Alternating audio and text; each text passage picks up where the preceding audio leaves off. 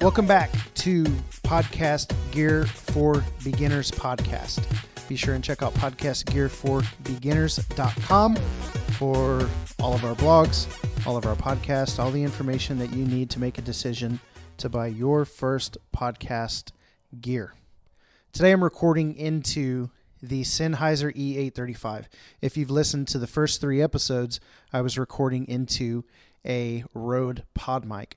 But this is a Sennheiser E835 dynamic cardioid vocal microphone that can be found for $99 retail on Amazon.com. And I do have links to that microphone on my front page at podcastgearforbeginners.com. And this mic is an XLR microphone, and I have it plugged in through an XLR cable into a Tascam DR60 Mark II, and I'm recording onto an SD card, and then I'll take my audio into Audition to add my intro and my outro. I will not do any editing to the audio as far as EQ or compression or anything like that, but I may give it a little bit of a boost in post, just depending on how my gain is handling it. So the Sennheiser E835, it is good for vocals, speech, home recording, studios, stage sound, rehearsal, rooms, houses of worship, and of course, podcasts. And so I'll be using this microphone for the next couple of posts. So when to use an XLR microphone?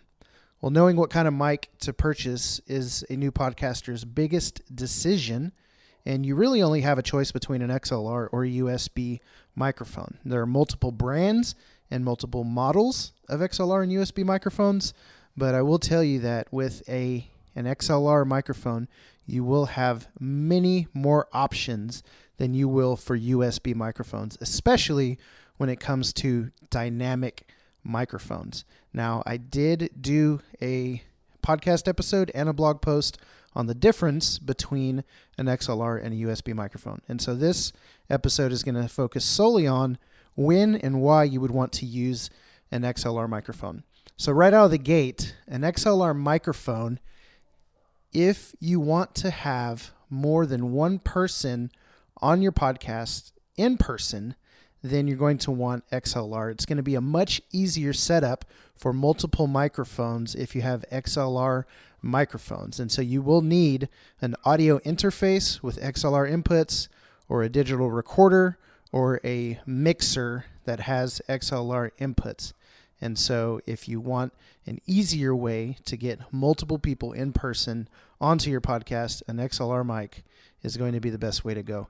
There are ways to set up USB microphones to be into a computer and have multiple USBs plugged in, but it's a much more difficult setup, and it really is an atypical setup. And so, more than one microphone in your podcast, you're probably going to want to use an XLR microphone. You will have many more options. You'll have entry-level mics, mid-range mics, and high-end mics, and that's dynamic microphones is what I'm suggesting for people to use for podcasting. And so you'll be wanting to use a mixer, an audio interface, or a digital recorder, and typically if you're using one of those kinds of devices to record your podcast, you'll then also have the option to add in computer music or sound effects or record a phone call and those kinds of things. So if you're trying to add any other audio sources other than a microphone into your mix as you record, you're going to want to go with an XLR microphone, because the devices you plug that microphone into are going to have the option or the ability to mix those various audio sources. And so, also one last thing, this isn't necessarily podcast gear for beginners, but if at any point you are going to be adding any kind of inline effects, which means in your signal chain, so from your microphone to your XLR cable, you could go into, say, a DBX compressor or gate or preamp, and typically those kinds of units are taking XLR inputs rather than USB inputs. A lot of people will do things in post-production, meaning they will add those effects like compression and gating and limiting, those kinds of things. They will do it in post-production to the file in their digital audio workstation. However, there are some people, if you're going live or broadcasting or recording for video or doing something of the sort that requires maybe less post-production, but it's kind of going out and being out there available as soon as you record or as you're recording, then some people will add these units that add compression and gating and limiting, which just help the audio to sound better and come across better through a live situation or a broadcast situation. So that is it for this episode.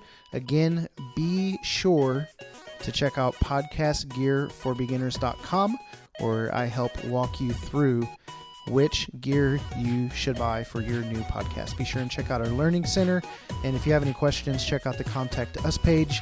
My name is Jason. You can shoot me an email, podcastgearforbeginners@gmail.com.